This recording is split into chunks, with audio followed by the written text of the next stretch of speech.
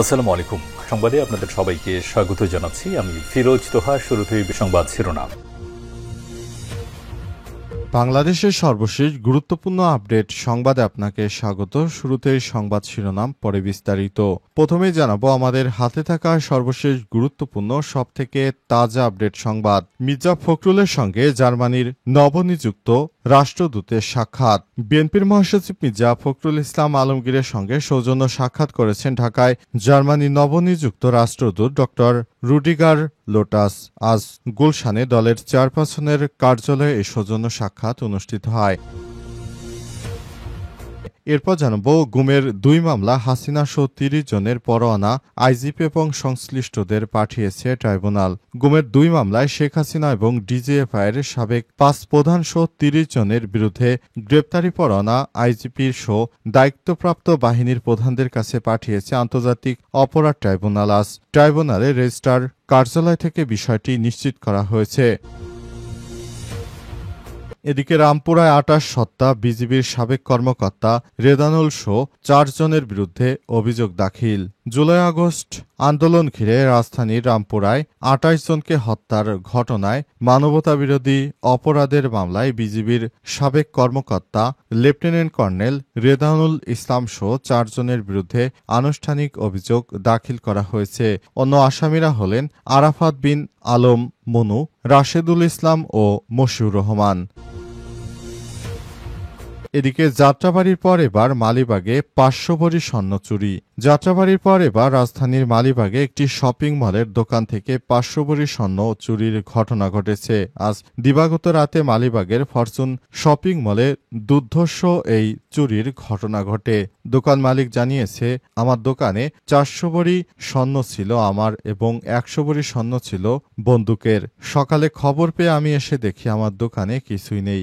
দোকানে আরো অন্যান্য মালামালও ছিল, নগদ টাকা ছিল, সবকিছু চোরেরা চুরি করে নিয়ে গেছে বলে জানিয়েছেন তিনি। এবং সর্বশেষ জানাবো এবার ঐতিহাসিক আরেক মসজিদ বন্ধ করে দিল ইসরায়েল। আবারও ফিলিস্তিনি মুসল্লিদের জন্য ঐতিহাসিক ইব্রাহিমি মসজিদ বন্ধ করে দিয়েছে ইসরায়েলি বাহিনী।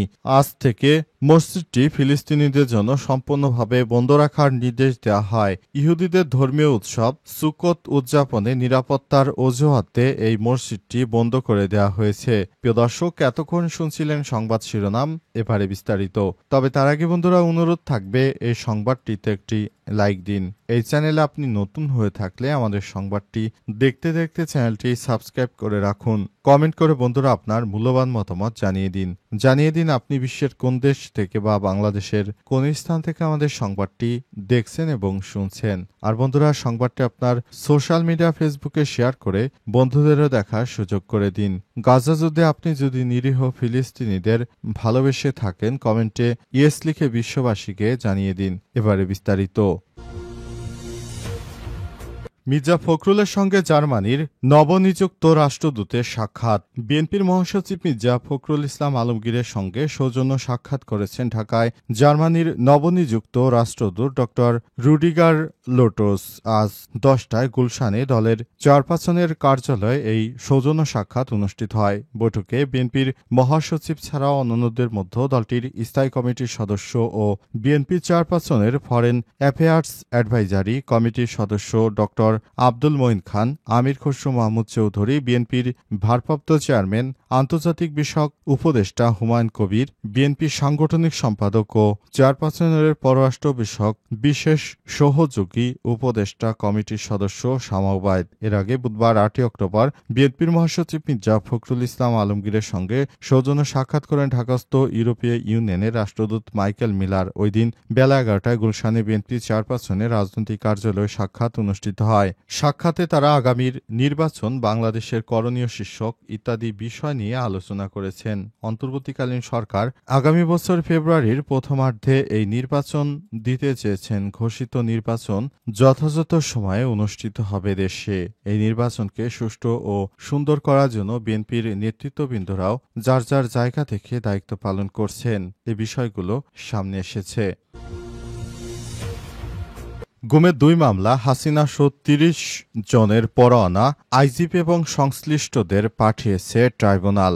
গুমের 2 মামলায় শেখ হাসিনা এবং ডিজিএফআইয়ের সাবেক 5 প্রধান সহ 30 জনের বিরুদ্ধে গ্রেপ্তারি পরোয়ানা আইজিপি সহ দায়িত্বপ্রাপ্ত বাহিনী প্রধানদের কাছে পাঠিয়েছে আন্তর্জাতিক অপরাধ ট্রাইব্যুনাল। আজ আন্তর্জাতিক ট্রাইব্যুনালে রেজিস্ট্রার কার্যালয় থেকে বিষয়টি নিশ্চিত করা হয়েছে। ট্রাইব্যুনালের রেজিস্ট্রার কার্যালয় জানায়, আওয়ামী লীগের আমলে টিএফআই সেল ও জেআইসি সেলে গুমের 2 মামলায় শেখ হাসিনা সহ 30 জনের বিরুদ্ধে গ্রেপ্তারি পরোয়ানা পুলিশ মহাপরিদর্শক আইজিপি ও সংশ্লিষ্ট 12টি দপ্তরে পাঠানো হয়েছে। Chief prosecutor advocate Tajul Islam বিষয়টি নিশ্চিত করে জানিয়েছেন, বুধবারে এই পরোয়ানা সংশ্লিষ্ট দপ্তরগুলোতে পাঠানো হয়েছে।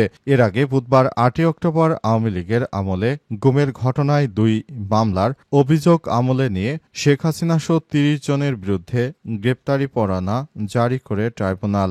একই দিন সকালে চিফ প্রসিকিউটর তাজুল ইসলাম আন্তর্জাতিক অপরাধ ট্রাইব্যুনাল 1-এর রেজিস্ট্রারের কাছে এ বিষয়ে পৃথক অভিযোগ দাখিল করেন। শেখ হাসিনা ছাড়াও গ্রেপ্তারি পরোয়ানা জারি করা আসামিদের মধ্যে রয়েছেন ডিজিএফআইয়ের সাবেক 5 প্রধান, শেখ হাসিনার সাবেক প্রতিরক্ষা বিষয়ক উপদেষ্টা অবসরপ্রাপ্ত মেজর জেনারেল তারিক আহমেদ সিদ্দিক, সাবেক স্বরাষ্ট্রমন্ত্রী আসাদুজ্জামান খান কামাল, সাবেক আইজিপি বেনজির আহমেদ প্রমুখ। তবে আসামিদের মধ্যে অনেকেরই বিভিন্ন বাহিনীতে কর্মরত রয়েছেন। যদিও চিফ প্রসিকিউটর বলেছেন, আনুষ্ঠানিক অভিযোগ দাখিলের পর আইন অনুযায়ী তারা এখন আর কর্মরত বলে গণ্য হবে না।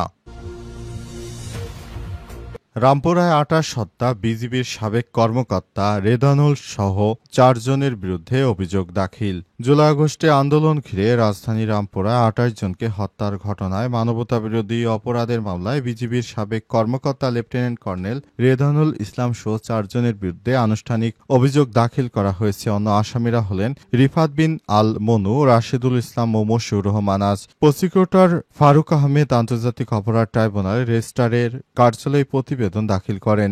জানা গেছে, জুলাই আগস্টে গণহত্যার সময় বিজিবির কিছু কর্মকর্তাও সরাসরি জড়িত ছিলেন। তাদের জড়িত থাকার কারণ হচ্ছে তারা সে সময় শিক্ষার্থীদেরকে সরাসরি গুলি করেছিল। যেসব কর্মকর্তার নির্দেশে সেদিন বিজিবির সদস্যরা গুলি করে সেই বিষয়গুলো সামনে আসে এবং সে অনুযায়ী বিচারিক প্রক্রিয়ার মাধ্যমে তাদেরকে আইনের আওতায় আনা হবে।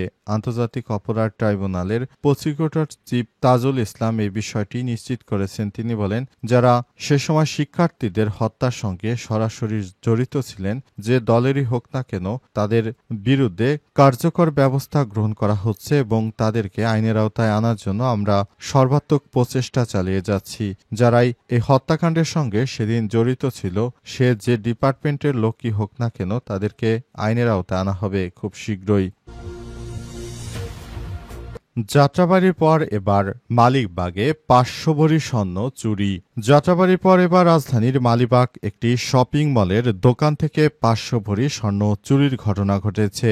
দিবাগত রাতে মালিবাগের ফরচুন শপিং মলে দুর্ধর্ষ এই চুরির ঘটনা ঘটে। পুলিশ ও স্থানীয় সূত্র থেকে জানা গেছে, বুধবার রাত 3টার দিকে মালিবাগের ফরচুন শপিং মলের শম্পা জুয়েলার্স নামের একটি জুয়েলারি দোকানে দুর্ধর্ষ এই চুরির ঘটনা ঘটে। সিসিটিভি ক্যামেরায় দেখা গেছে, চোরচক্রের 2 জন সদস্য বুরকা পরে এসে জুয়েলারি দোকানে ঢুকে দোকানটির শাটারের তালা কেটে বিপুল স্বর্ণ চুরি করে তারা।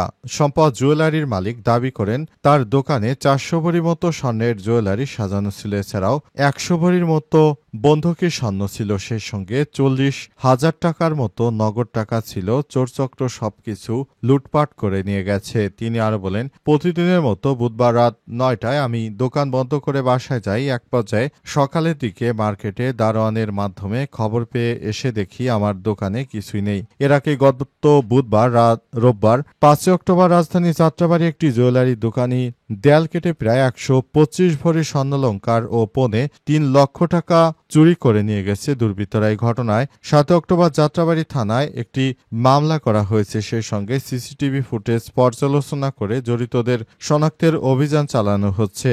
যে বা যারা এই ধরনের চুরির সঙ্গে যুক্ত, তাদের কাউকেই ছাড় দেওয়া হবে না। যারা সব চুরির মতো অপকর্ম ঘটাচ্ছে, তাদেরকে কোনোভাবেই রেহাই দেওয়া হবে না। কেউ যেন এই ধরনের অপকর্ম আর না করতে পারে, সেজন্য ব্যবস্থা নেওয়া হচ্ছে।